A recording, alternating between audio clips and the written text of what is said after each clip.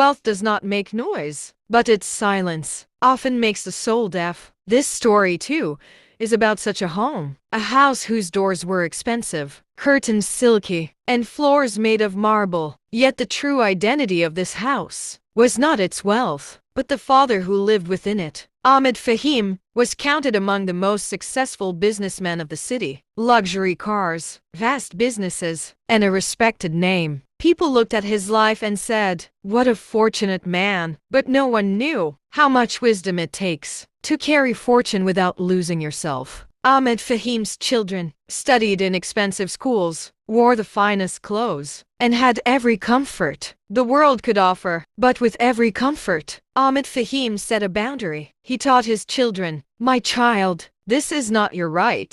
This is Allah's trust." In this house, the call to Fajr prayer echoed before the alarm clock. The servants would wake up, but Ahmed Fahim would wake his children himself, gently, lovingly. "Wake up. Allah has given us another day to be grateful to Him." The children were sometimes tired, sometimes half asleep, but they knew this was not an order, this was upbringing. Ahmed Fahim would take his children to the mosque himself, not always in a luxury car, often on foot. He would say, "When you stand before Allah, feel the ground beneath your feet." Pride melts away on its own. The problems of wealth are different from the problems of poverty. Here the struggle is not for bread, but for direction. Friends can be misleading, time can be wasted, and the ego can be very powerful. Ahmed Fahim knew all this. That is why, after every success, he would ask his children one question: "If all of this were taken away today, would your faith still remain?" One day,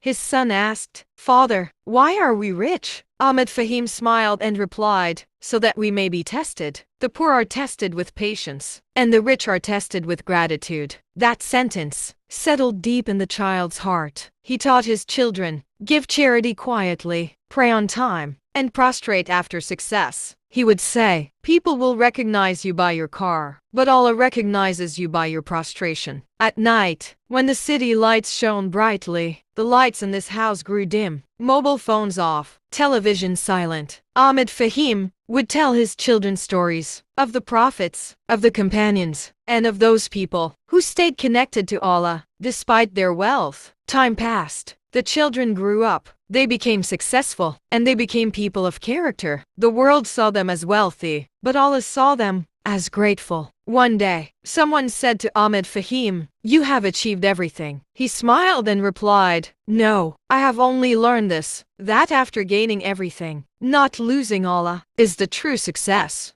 Palaces of gold can blind the heart if they lack the light of prostration." And that father, who, even amid the noise of wealth, makes his children hear the call of Allah, he is the one who is truly rich. I truly hope you enjoyed this video. If you did, please give it a thumbs up, share it with your friends, and don't forget to subscribe for more content.